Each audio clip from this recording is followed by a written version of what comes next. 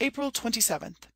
Yesterday, about 2 in the afternoon, our prisoners returned with 2 men on horseback from the enemy's sorry camp, and told us the agreement was concluded as we last proposed, that if we suspected them, they would stay for hostages, and that the lieutenant of Puna, who as a messenger forwarded the treaty, with an old gentleman already on board our bark, were to be the other 2. We contented ourselves with the latter, and let the 2 strangers return to their camp with our messenger, who was to bring back the agreement signed. But they sent another back to us, signifying that we had omitted to take notice that the town was taken by force of arms, which we afterwards inserted both in the Spanish and English paper. This morning the Spanish agreement was brought back, signed by 'em, and we sent ours in English signed to them as follows. Whereas the city of Guiaquil, lately in subjection to Philip V, King of Spain, is now taken by storm, and in the possession of the Captains Thomas Dover, Woodes Rogers, and Stephen Courtney, commanding a body of Her Majesty of Great Britain's subjects, we the underwritten are content to become hostages for the said city, and to continue in the custody of the said Captains, Thomas Dover, Woodes Rogers, and Stephen Courtney, till 30,000 pieces of 8 shall be paid to them for the ransom of the said city, 2 new ships and 6 barks, during which time no hostility is to be committed on either side between this and Puna. The said sum to be paid at Puna in 6 days from the date hereof, and then the hostages to be discharged, and all the prisoners to be delivered immediately. Otherwise, the said hostages do agree to remain prisoners till the said sum is discharged in any other part of the world.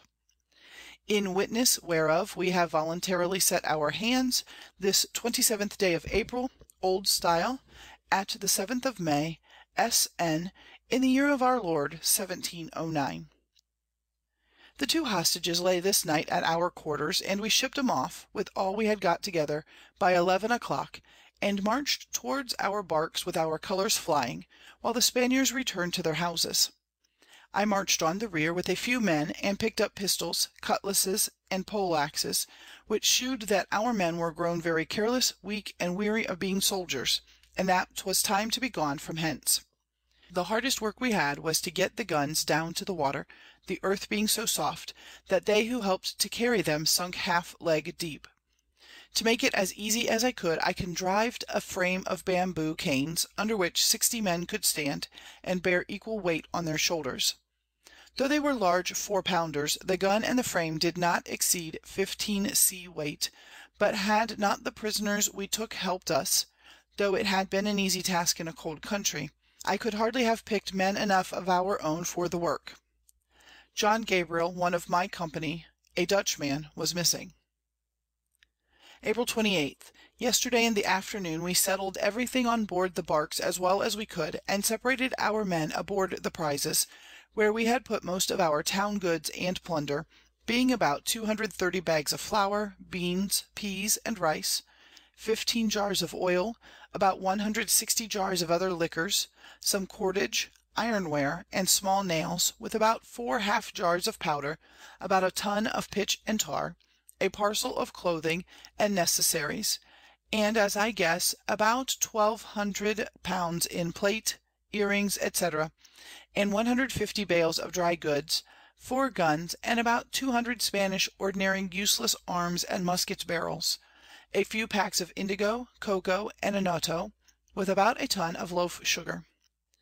We left abundance of goods in the town, besides liquors of most sorts, and sea stores, with several warehouses full of cocoa, divers ships on the stocks, and 2 new ships unrigged, upwards of 400 ton, which cost above 80,000 crowns, and then lay at anchor before the town. We are also to deliver 4 barks ashore, and leave 2 here to bring down the ransom. By this it appears the Spaniards had a good bargain, but this ransom was far better for us than to burn what we could not carry off. About 2 yesterday afternoon, our Dutchman that was missing rose out of his brandy-wine fit, and came aboard. He was disturbed by the honest man of the house where he lay, who first called in his neighbours, and cautiously seized his arms, then gently raised him, and when his eyes were open, told him there was his arms again, and bid him hasten aboard to us. This is the only man that I know of since we took Guiaquil who had so much transgressed our orders by drinking beyond his bearing. This morning about 8 we weighed and sailed with all our barks, and at parting made what shew and noise we could with our drums, trumpets, and guns, and thus took our leave of the Spaniards very cheerfully, but not half so well pleased as we should have been had we taken 'em by surprise.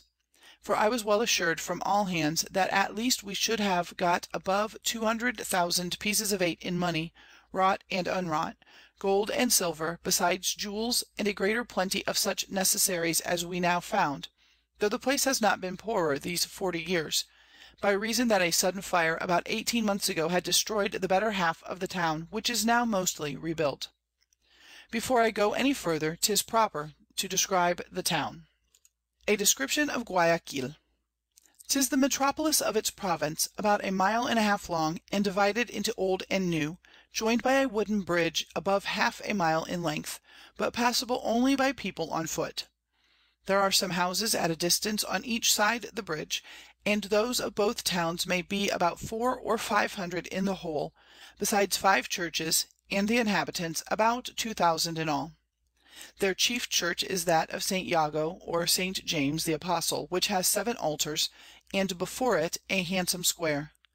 The others are those of St. Augustine, St. Francis, St. Dominic, and St. Ignatius. The latter belongs to the Jesuits. Before that of St. Dominic, which is not quite finished, there is also a square, with a half moon, upon which they formerly planted guns, but none were mounted there when we took it. 3 of these churches were very lofty, one of them of stone, and all adorned with altars, carved work, pictures, etc., and there was an organ in that of St. Augustine, but the priests and their scholars had carried off all the plate belonging to those churches, and retired with it into the woods before we landed.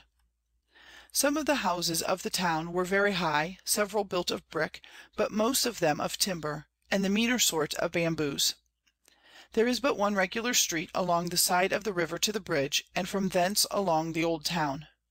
The situation is in a low, boggy soil, so dirty in the winter, that without the bridge they could scarce go from one house to another. The town is governed by a corregidor, who is their chief magistrate, and appointed by the king. His name was Don Hieronymo Bos, a young man of about 24 years of age, and a native of the Canaries. The town is well seated for trade and building of ships, for which they have sheds to cover the workmen from the sun. It lies 14 leagues up from Point Arena, and 7 from Puna. The river is large, receives several others, has many villages and farmhouses on its banks, with abundance of mangroves and sarsaparilla, which impregnates its water, and makes it good against the French pox, but in the time of floods it is unwholesome because of the poisonous roots and plants washed down from the mountains. They have plenty of provisions, black cattle, sheep, goats, swine, poultry, several sorts of ducks unknown in Europe, and store of horses. The water of the river is fresh at low water, almost as far as Puna. An Englishman who lived here some time came over to us, informed us of many particulars, and told us that in December last they had 3 weeks' rejoicings for the births of the Prince of Asturias, when they mustered 1,100 foot and 500 horse in arms, besides a much greater number that had none, but most of those troops came from the adjacent country. During this solemnity they baited many bulls to death, after the manner of Spain, and run at the ring, etc., which are their chief diversions. He told us likewise that ships are frequently built here for the king. The hostages informed us that during the treaty $80,000 of the king's money was sent out of the town, besides their plate, jewels, and other things of greatest value, but they were robbed of a great deal by the blacks, to whom they had given it in the hurry to carry off. We took several of 'em with stolen goods, as we went the rounds by night, and therefore we made a signal to the inhabitants to return, as we marched off, that they might not suffer any more loss by those villains.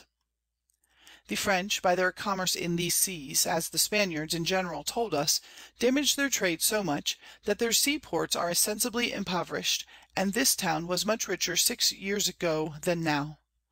A mile below I took my leave of the barks with the pinnace double manned, designing to get before them to the ships at Point Arena.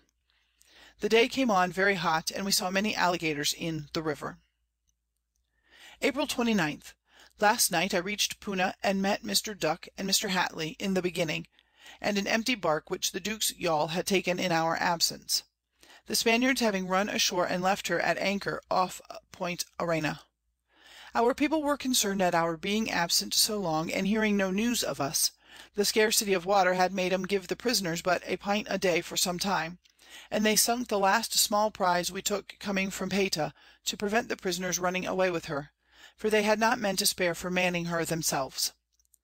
By daylight I got aboard, where I found all our people overjoyed at our meeting again, after 12 days' absence on undertakings subject to so many fatal accidents, which we happily escaped.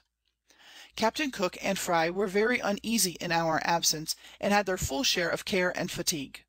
They usually gave the prisoners liberty by day, but kept their arms always ready, and the after part of the ships to themselves. At night they shut 'em up in the forecastle, or between decks, but aboard the prize, which was not so secure, they put them in irons every evening, and let 'em out in the morning, but never suffered any correspondence between the prisoners in the several ships, by which means they neither knew their own strength nor our weakness, any further than in the respective ships they were confined to. Roger Booth, one of the Dutchess's men, who was wounded through his windpipe in the engagement with the Havre de Grace, died the 20th instant.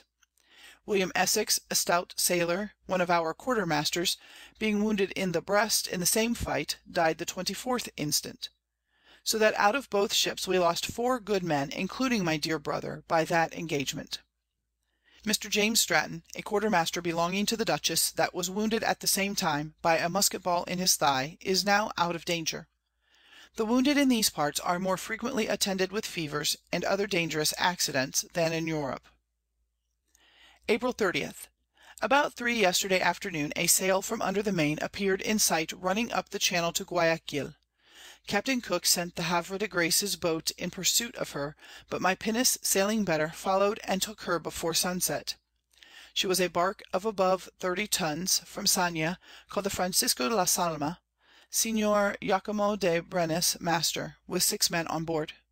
She was laden with about 270 bags of flowers, beans, and peas, near 200 sugar loaves, several frails of quinces, marmalette, sugar plums, and other sweet meats, with a good quantity of large pomegranates, apples, and onions, a little of this country cheese, and dried beef. They had been out 7 days, and heard nothing of us, but confirmed the story of an English squadron expected in these seas, and that there were several stout French ships in their harbours, particularly 2 at Lima, and 1 at Pisco, besides others in the harbours of Chile; that at Chinipe, whence they came, being the seaport to Sanya, there was a strict order lately sent from Lima to the chief officer there to be on his guard, and keep continual watch in the same manner as I have before noted, in the order we found directed to the lieutenant or governor of Puna. This morning at 7 the beginning came to an anchor by us, from Puna, with a few jars of waters, which we mightily wanted. Mr. Goodall and others told me, there were no other barks coming down but what went up with his, from the ships for water, and that he did not know the reason why the rest stayed there. He told me he had a letter from Captain Courtney to his second, Captain Cook, but no message or letter from him or Captain Dover to me, adding, he heard one of them say that they expected this bark would meet the ships halfway coming up to Puna, and that they looked for me hourly. This unexpected story surprised me, but I suppose they might have some hopes of disposing our cargo to the Spaniards at Guiaquil, which occasioned their staying, and expectation of my return. I discoursed it with Captain Cook and Mr. Fry, and saw Captain Courtney's letter, but not of a word of advice to me. However, I resolved to hasten away the beginning with some negroes, the most troublesome goods we had, to dispose of, that they might be at Puna before me. I began to unmoor the Havre de Grace, in order to go up with the flood, hoping to sell her cargo, or good part of it, while our ships took in water, resolving to save as much time as possible. Meanwhile the other water bark arrived, but without any manner of advice to me when those above designed to come down, or to send the men that were so much wanting aboard, to put things in order for our going to sea. May 1st. Yesterday in the afternoon I took Signor Morel for a pilot, and weighed with the Havre de Grace, but having little wind, and being neap tides, I did not get 1/3 of the way up to Puna with that flood. I was likewise but ill manned, because I was obliged to leave the pinnace and crew that came down with me for the security of our ship. We weighed again with the morning flood, and met the Duchess's bark coming down, but without the least advice to me from the 2 captains at Puna, which farther confirmed me that they waited for my company and the ship to sell her goods. I was pleased at the thoughts of this, for I concluded that had it been otherwise, one or both of them would have come down, or have sent all the barks except one to stay for the ransom. We were forced to anchor again before high water, and the tide shot us over towards the island. There is a shoal sand above half way up to Puna, near mid-channel, over on that side, which 'tis difficult to avoid unless we have a commanding gale to keep in the channel which is nearest the main. 'Tis the starboard shore as you go up, and there are gradual soundings on both sides to the shoal on the larboard side, or the main land on the starboard side, keeping between 4 and 7 fathom water. The coast clear of all is northeast up the channel, bearing about 2 large leagues off Port Arena, where it's bold, and all athwart, till we get 2 leagues higher than Point Arena, and as we come against, or a little above, the white chalky cliff, near the point or upper end, and the highest part of the island of Puna, we must haul over for the island, and come to an anchor before the houses, that are plain to be seen, when we get above the high point, which is easily known, because all the land on the island is even with the water, and elsewhere there's nothing to be seen but trees, down to the river. We must keep nearest the starboard shore going up, which is the only channel for ships. 'Tis above 8 leagues from Point Arena to the town of Puna, which lies on the upper end of the island of that name. May 2nd. We got up to an anchor before Puna by 10 this morning, where I found 4 of the barks that came down from Guiaquil. Captain Dover and Courtney came on board, and contrary to expectation told me they had not heard one word from the Spaniards since we left them. This being the last day appointed for payment, a boat came and brought us upwards of 22,000 pieces of 8, in part of the ransom, which we immediately received, and dispatched the boat back, telling them we designed to leave this place in the morning, and would carry off the hostages, if they did not come time enough with the rest of the money to prevent it. May 3rd.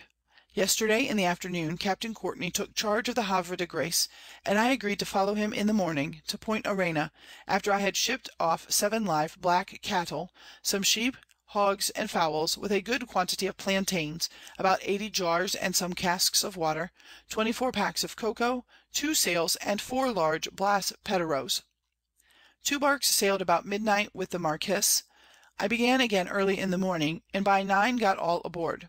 We agreed to leave the lieutenant of Puna here, giving him 4 old sick negroes and a damaged bale of goods for what we had taken from him, being a man we had some respect for.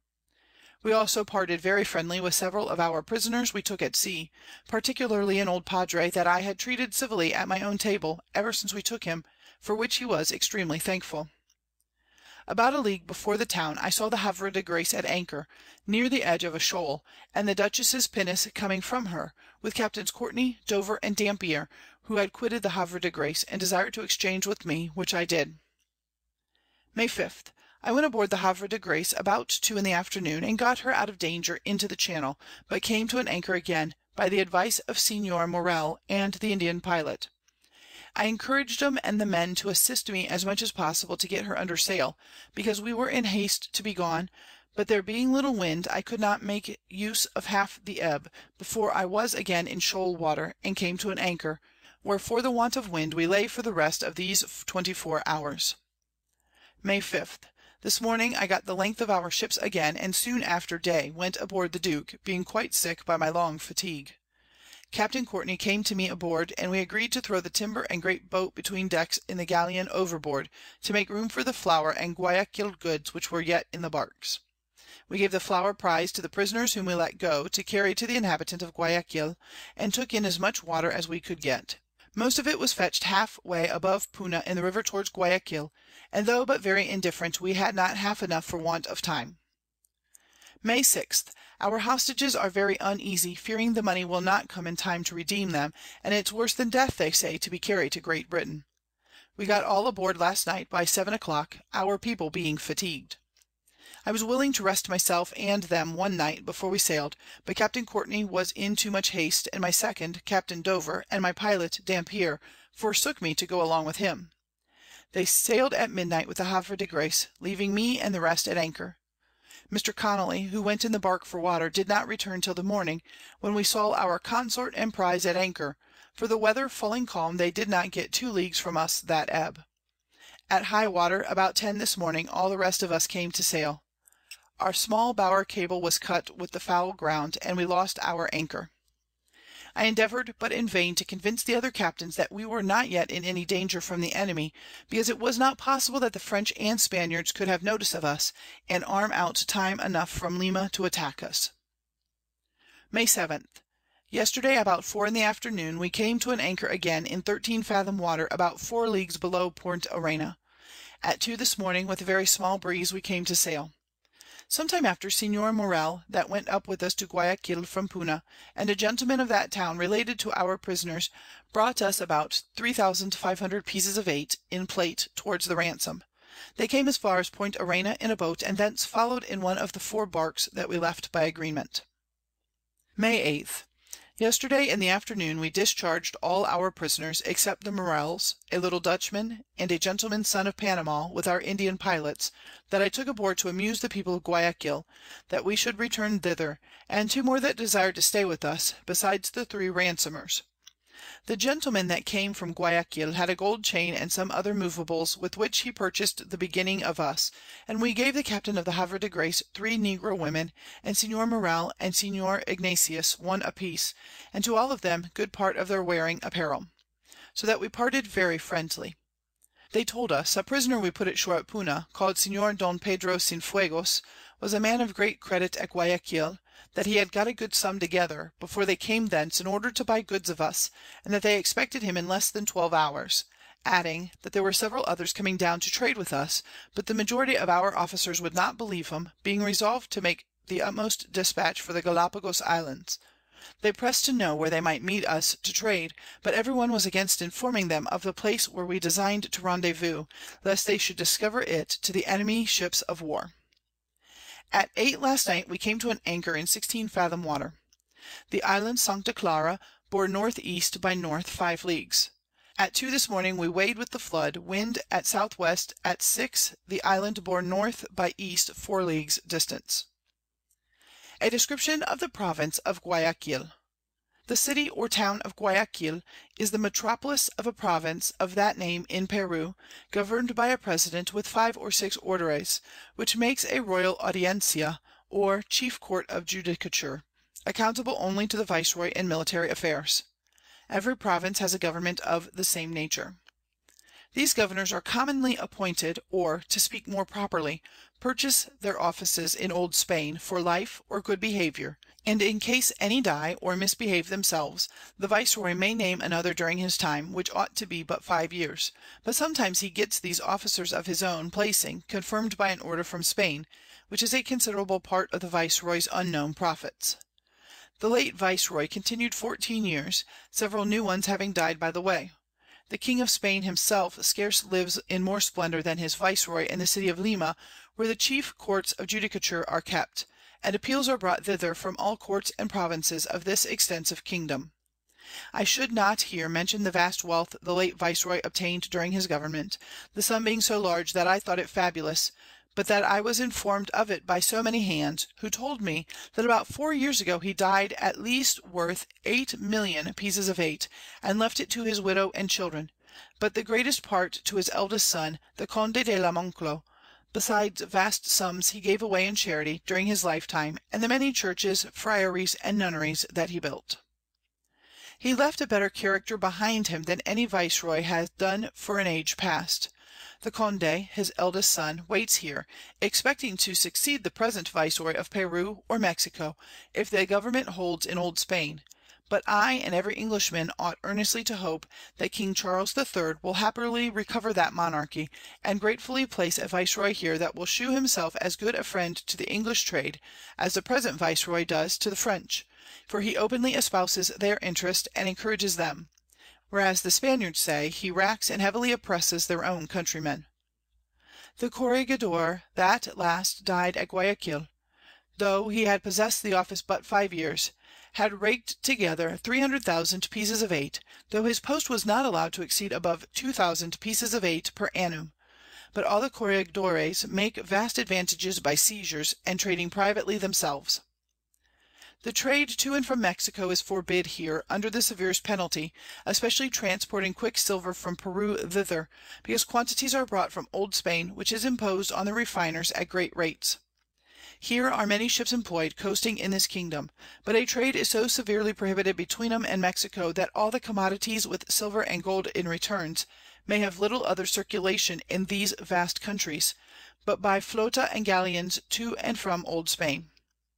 Yet notwithstanding the severity used against private traders by the viceroys and the corregidores, there are some that use it, who have no mercy, shoot 'em if caught, all being seized in the king's name, though his majesty has little or no share of it. All such seizures, as I am told, being divided amongst these officers, and the poor sufferer banished or confined to a jail. All English and Dutch goods, except what comes by the galleons, are prohibited here, so that the private traders, after they have by stealth purchased 'em in the North Seas, must vend 'em in like manner all over Peru, and if the wholesale merchants have not a good certificate from the commerce of Sevilla, that their commodities came by the flota or galleons, whenever the goods are questioned they must disown them, for fear of a worse punishment, unless they have a good interest in the viceroy, which costs dear to purchase and preserve. So that the trader makes little profit, but where the chief officers have a feeling, yet though these mercenary viceroys are so severe on others, they themselves implore the corregidores to negotiate a trade for them by a third hand, which cannot be done to the purpose, without being publicly known, so that ships are constantly employed on their account, and carry quicksilver and all manner of prohibited goods to and from Mexico out of byports. Thus, being their own judges, they get fast estates, and stop all complaints in Old Spain by bribes.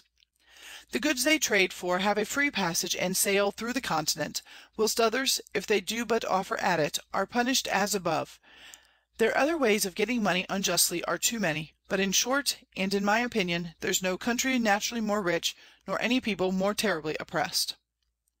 The Spaniards say, and I believe, not without reason, that a viceroy, after purchasing his place with all that he has, and quitting Old Spain as poor as Job, comes here like a hungry lion, to devour all that he can, and that every officer under him in the provinces, who are 10 times more than are necessary, are his jackals, to procure prey for him, that they may have a share of it themselves.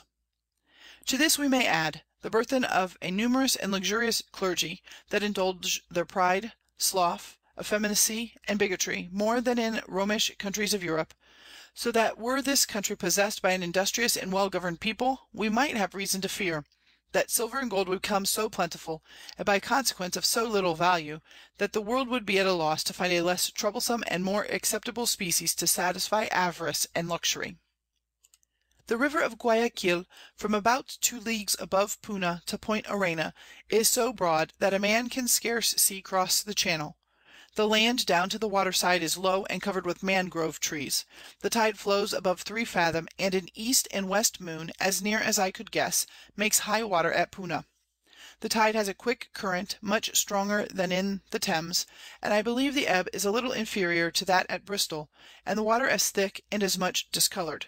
Not being able to describe the channel plain enough to direct strangers, I shall give a view of it from a Spanish draught, for I had not time enough to draw the channel, or found it all along. There's need of a good pilot to carry a vessel to the town. The river is 14 leagues navigable beyond it, and the tide flows 20 leagues above it, but canoes and bark logs go much higher.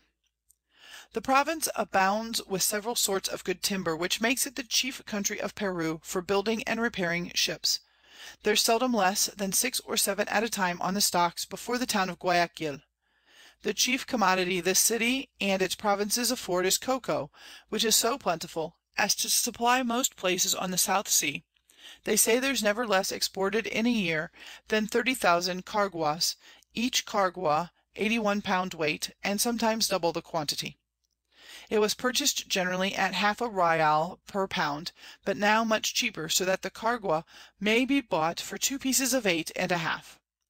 Their coasting trade is for salt and salt fish, from Point Santa Helena, and most vended at Quito and other distant places within land. A vast quantity of timber is laden here for Truxillo, Chance, Lima, and other seaports, where 'tis scarce. It pays a great freight, and is a profitable trade. They export also from hence rice, cotton, and some dried jerked beef. There are no mines of silver or gold in this province, but plenty of all sorts of cattle, and very cheap, especially on the island Puna, where we supplied ourselves with what we could stow conveniently. Here's no other corn but Indian, so that all their flour is brought from Truxillo, Cheripe, and other places in the windward parts. It blows here always southerly. They are also supplied with several sorts of woolen cloth, and very good strong baize made at Quito. Their wine, brandy, oil, olives, and sugar, etc., come from Piscola, Nazca, and other places to windward. All sorts of European goods come hither from Panama, whither they are brought overland from Portobello out of the North Seas, so that the number of ships that come and go from hence, without including the coasters, are no less than 40 sail every year, which shows that the port of Guiaquil is no mean place of trade in this part of the world. A market is also kept on bark logs and boats in the river every day before the town, with all that the country affords in great plenty. Having thus given an account of the wealth and trade of the town and province from my own knowledge or good information, I shall now proceed to give a further account of the strength and government of the province. The corregidor is the governor in all civil and military affairs of the whole. The next is his lieutenant, called by the Spaniards lieutenant general, and all the chief officers reside in or near Guayaquil.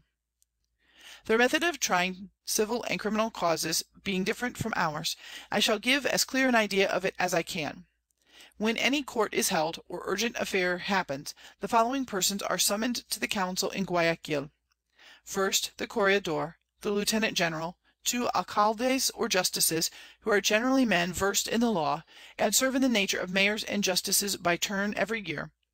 The next is the alguazil major, with 8 regidores or common councilmen, who supply the room of the superior officers, in case of absence or death, to the viceroy's pleasure be known, and always give their votes in public affairs. In cases of law they are a standing jury, and the corregidor is judge, but generally follows the advice of the alcaldes. The plaintiff or defendant may appeal after trial to the Supreme Court of Lima, which is encouraged by the gentlemen of the law, who improve suits to such a degree that though they are almost as numerous as the clergy, yet they are a thriving society, seldom want employment, and have large fees. There are 2 attorneys called clerks of the court, and 4 alguazils or sergeants. All lawyers are allowed to practice here, and have a salary from the king besides their fees, and since money abounds here, many of 'em don't scruple taking fees on both sides. The Inquisition rages worse here than in old Spain.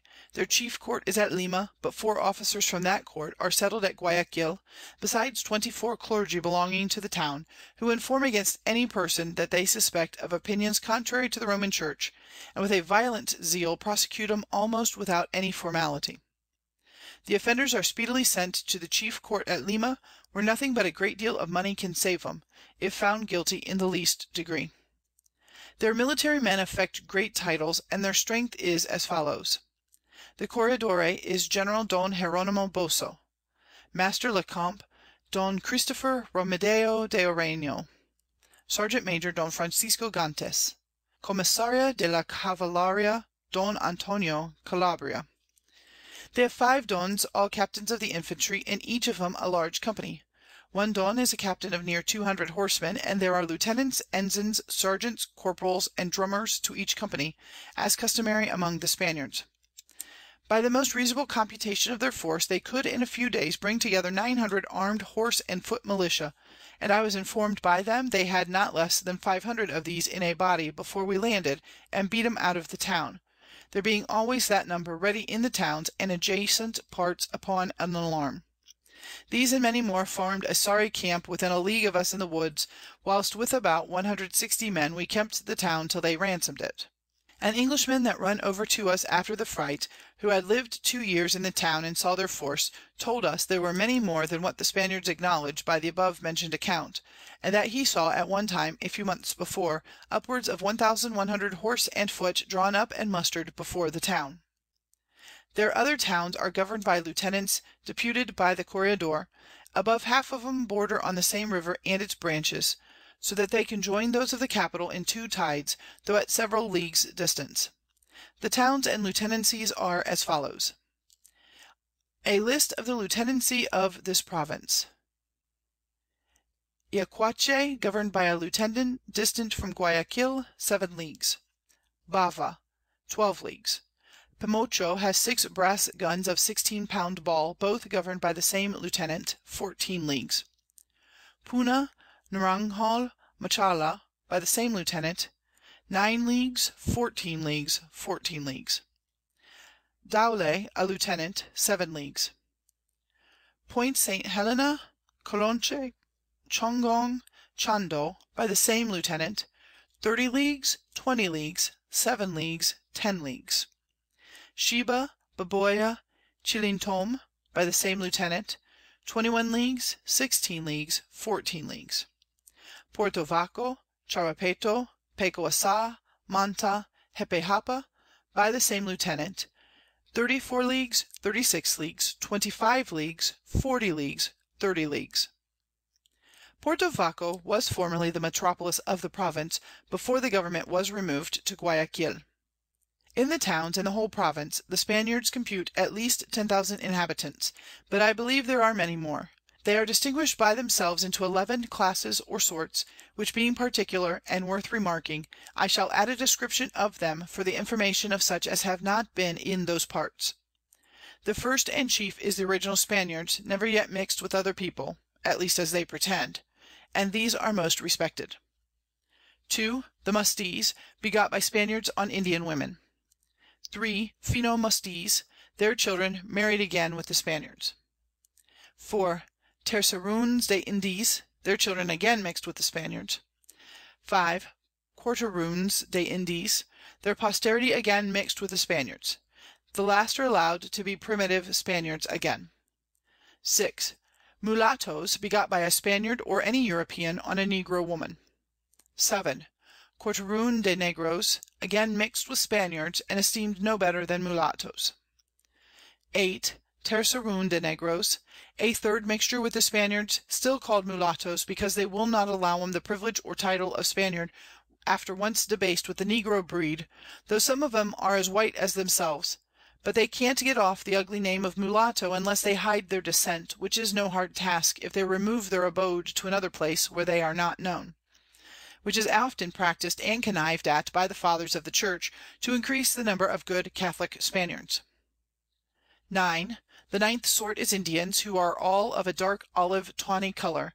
These, though the true and ancient proprietors of the country, are placed a class below the worst of the Spanish descendants, which are generally begot without marriage on their servants and slaves. 10. Negroes. 11. All the species and breeds between the Negroes and Indians are called Sambos, though by mixing their breed as they do, they commonly differ little or nothing to the eye from the Spanish mixed descendants. These 11 are the common sorts, though some of them seem not very regularly distinguished. But they have rung changes so often in those peals of generation, that there is no end of their distinctions. The Spaniards are the fewest by far of all the inhabitants, and were it not for those mixtures, which the fathers of the Church keep united, the Indians might again take possession of their country, for the Spaniards would be too few to keep it, and much more uncapable of peopling it. Few of those prisoners that fell into our hands were healthy and sound. Near half of the Spaniards discovered publicly to our doctors their malady, in order to get physic from them against the French disease, which is so common here, that they reckon it no scandal to be deep in the powdering tub; and the heat of the country facilitating the cure, they make very light of it. All the Spaniards I discoursed allow that this rich country is not a 10th peopled, nor are half the Indians far within land civilized, though they affirm their king has in the West Indies more subjects of several colors than in all Spain, or the rest of his dominions in Europe, which may be true. And I believe they are such subjects as no Christian king can boast of, for the king of Spain is able to match the skins of his Americans to any color, with more variety and exactness than a draper can match his cloth and trimming. The account that the French buccaneers, alias pirates, gave of this place is so false that there's not the least truth in it, so that by their description it would not appear to be the same place, had they not left infamous marks of their being here. For when they took the town of Guayaquil about 22 years ago, they discovered little or no bravery in the attack, though they lost a great many men, and committed a great deal of brutishness and murder after they had the place in their power, which was above a month here and at Puna. The seasons here are improperly called winter and summer. The winter is reckoned from the beginning of December to the last of May, and all that season is sultry, hot, wet, and unhealthy. From the latter end of May to December 'tis serene, dry, and healthy, but not so violently hot as what they call winter. Their cocoa is ripe, and most gathered between June and August, and of the other fruits natural to these climates, some are ripe and others green all the year. But I return to my journal and the account of our voyage to the Galapagos Islands. May 11th. A fresh gale at south-southwest. We had upwards of 20 men that fell ill within these 24 hours, and our consort near 50, of a malignant fever, contracted as I suppose at Guiaquil, where I was informed that about a month or 5 weeks before we took it, a contagious disease which raged there swept off 10 or 12 persons every day for a considerable time, so that the floors of all the churches, which are their usual burial places, were filled so fast that they were obliged to dig a large and deep hole of about a rod square close by the great church where I kept guard, and this hole was almost filled with corpse half putrefied. The mortality was so very great that many of the people had left the town, and our lying so long in the church surrounded with such unwholesome scents was enough to infect us too. Captain Courtney was taken ill, and Captain Dover went on board the Dutchess to prescribe for him. May 14th. This day we saw a great many albacores in pursuit of flying fish, and a very large albacore leaped into one of our boats. We have now about 50 men down, and the Dutchess upwards of 70, but I hope the sea air, which is very fresh, will make the climate more healthy. May 15th. At 6 last night Mr. Samuel Hopkins, Dr. Dover's kinsman and assistant, died. He read prayers once a day ever since we passed the equinox in the North Sea. He was a very good-tempered, sober man, and very well beloved by the whole ship's company. May 17th. This morning we saw the land bearing south-southwest about 10 leagues distant. It seems a large island and high land. We tacked and stood east by south, wind at south by east, to turn up to windward for the island. Our men in both ships continue very ill. We have near 66, and the Dutchess upwards of 80. We had a good observation, latitude 0° 37' south. May 18th. At 6 last night, the end of the island bore south by east, distant about 5 leagues. Edward Down died at 12 at night. When day broke, we were within 4 leagues of 2 large islands almost joining together, having passed the other that we saw yesterday. We sent our boat ashore to look for water, and agreed with our consort where to meet in case of separation. They turned towards an island we saw to windward, and left us to try this island for water. All our prizes were to stay near us under sail by a remarkable rock. May 19th. Yesterday in the afternoon the boat returned with a melancholy account that no water was to be found. The prizes we expected would have lain to windward for us by the rock, about 2 leagues off shore, but Mr. Hatley in a bark, and the Havre de Grace, turned to windward after our consort the Dutchess, so that only the galleon and the bark that Mr. Selkirk was in stayed for us. We kept playing to windward all night with a light out, which they followed. At 5 in the morning we sent our boat ashore again to make a further search in this island for water. About 10 in the morning James Daniel, our joiner, died. We had a good observation, latitude 0° 32' south. May 20th. Yesterday in the evening our boat returned, but found no water, though they went 3 or 4 miles up into the country. They tell me the island is nothing but loose rocks like cinders, very rotten and heavy, and the earth so parched that it will not bear a man, but breaks into holes under his feet, which makes me suppose there has been a volcano here. Though there is much shrubby wood and some greens on it, yet there's not the least sign of water, nor is it possible that any can be contained on such a surface. At 12 last night we lost sight of our galleon, so that we have only 1 bark with us now. May 21st. Yesterday in the afternoon came down the Dutchess and the French prize. The Dutchess's bark had caught several turtle and fish, and gave us a part, which was very serviceable to the sick men, our fresh provisions that we got on the mainland being all spent. They were surprised as much as we at the galleon, and Hatley's bark being out of sight, thinking before they had been with us. We kept lights at our top mast's head, and fired guns all night, that they might either see or hear how to join us, but to no purpose. Captain Courtney being not yet quite recovered, I went on board the Dutchess, and agreed with him and his officers to stay here with the Havre de Grace and bark, whilst I went in quest of the missing prizes. At 6 in the morning we parted, and stood on a wind to the eastward, judging they lost us that way. Here are very strange currents amongst these islands, and commonly run to the leeward, except on the full moon I observed it ran very strong to windward. I believe 'tis the same at Change. May 22. Yesterday at 3 in the afternoon we met with the galleon under the East Island, but heard nothing of Mr. Hatley's bark. At 9 last night, Jacob Scronder, a Dutchman, and very good sailor, died. We kept on a wind in the morning to look under the Weather Island for Mr. Hatley, and fired a gun for the galleon to bear away for the Rendezvous Rock, which she did. May 23. Yesterday at 3 in the afternoon we saw the Weather Island near enough, and no sail about it. We bore away in sight of the rock, and saw none but our galleon. We were in another fright, what became of our consort, and the 2 prizes we left behind, but by 5 we saw 'em come from under the shore to the leeward of the rock. We spoke with 'em in the evening, we all bewailed Mr. Hatley, and were afraid he was lost.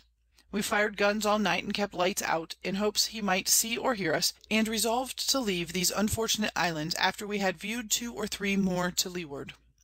We pitied our 5 men in the bark that is missing, who if in being have a melancholy life without water, having no more but for 2 days when they parted from us.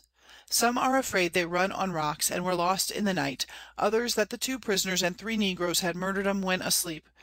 But if otherwise we had no water, and our men being still sick, we could stay little longer for them. Last night died Lawrence Carney of a malignant fever. There is hardly a man in the ship who had been ashore at Guiaquil but has felt something of this distemper, whereas not one of that were not there have been sick. Finding that punch did preserve my own health, I prescribed it freely among such of the ship's company as were well, to preserve theirs.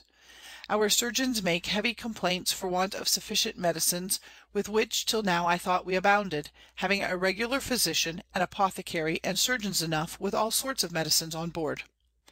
Our owners believed so too, and did often at home set forth the uncommon advantage we had in being so carefully provided for this tedious voyage. But now we found it otherwise, and had not sufficient medicines to administer for the recovery of our sick men, which so many being sick in both ships makes it a melancholy time with us. May 21. Yesterday at 5 in the afternoon we ran to the northward, and made another island, which bore northwest by west, distant 5 leagues, and this morning we sent our boat ashore to see for the lost bark, water, fish, or turtle. This day Thomas Hughes, a very good sailor, died, as did Mr. George Underhill, a good proficient in most parts of the mathematics and other learning, though not much above 21 years old. He was of a very courteous temper and brave, was in the fight where my brother was killed, and served as lieutenant in my company at Guiaquil. About the same time another young man called John English died aboard the Havre de Grace, and we have many still sick. If we had stayed in the harbor, we should in all probability have lost near half of our men. We had a good observation, latitude 0° 14' north. May 25. Yesterday at 6 in the evening our boat returned from the island without finding any water, or seeing the bark. About 4 in the morning we stood to another island that bore about northeast distant 4 leagues, and the Dutchess went to view another to the southwest of it.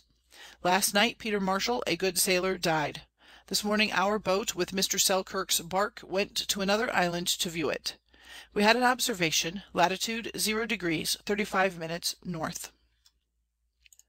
May 26th. Last night our boat and bark returned, having rounded the island, found no water, but plenty of turtle and fish. This morning we joined the Dutchess, who had found no water. About 12 o'clock we compared our stocks of water, found it absolutely necessary to make the best of our way to the Main for some, then to come off again, and so much the rather, because we expected that 2 French ships, one of 60 and another of 40 guns, with some Spanish men of war, would suddenly be in quest of us. May 27th. At 6 last night the body of the easternmost island bore southeast by south, distant 4 leagues, from whence we took our departure for the Main. Last night died Paunceford Wall, a landsman.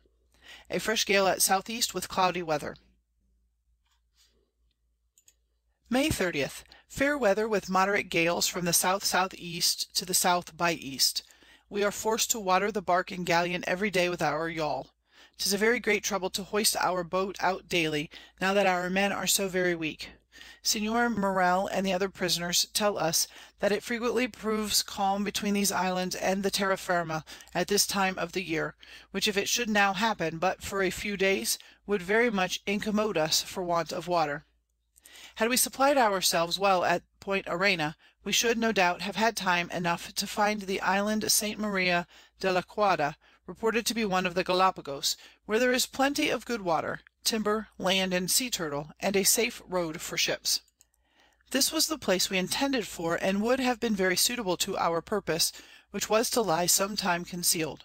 It's probable there is such an island, because one Captain Davis, an Englishman, who was a buccaneering in these seas above 20 years ago, lay some months and recruited here to content.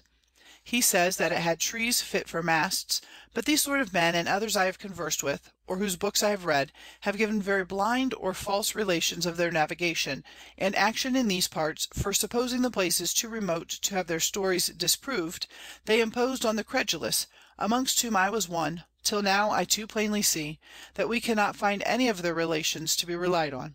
Therefore I shall say no more of these Islands, since by what I saw of 'em, they don't at all answer the description that those men have given us. Nothing more remarkable happened till the 6th of June, but that Thomas Morgan, a Welch landman, died the 31st of May, George Bishop, another landman, the 4th of June, and that we had advice from some of our men on board the galleon, that the prisoners and blacks there had formed a plot to murder the English, and run away with the ship in the night. We examined the Spaniards, who positively denied it, yet some of the blacks owned there had been such a discourse betwixt some Negroes and Indians, but they did not believe they were in earnest, so we contented ourselves to disperse those prisoners into several ships, as the best way to break the cabal. June 6. Yesterday at 4 o'clock in the afternoon we spied a sail, and at the same time we saw the land, the Dutchess being a mile ahead, gave chase first. We followed, and about 7 in the evening the Dutchess took her. We immediately sent our boat aboard, and took out some of the prisoners. She was a vessel of about 90 ton, bound from Panama to Guiaquil, called the St. Thomas de Villanova, and St. Dimas Juan Navarro Navarrete commander. There were about 40 people aboard, including 11 negro slaves, but little of European goods, except some iron and cloth. Captain Courtney sent to tell me, the prisoners he had knew nothing of our being in these seas, and brought no news from Europe, but confirmed the story that they expected the arrival of a squadron from England, my Lord Peterborough, Admiral and General, by sea and land, which was dreaded every day, and that they were informed he designed to secure some port in the North Sea, and send part of his squadron to the South Sea. They had a passenger of note on board, called Don Juan Cardoso. He was going to be governor of Baldivia, and said he had been taken not long before in the North Sea by Jamaica cruisers. We bore away by agreement for the island Gorgona.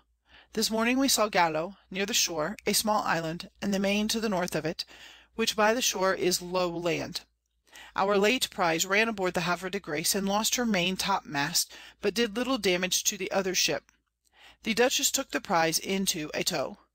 We had a good observation, latitude 2° 0' north.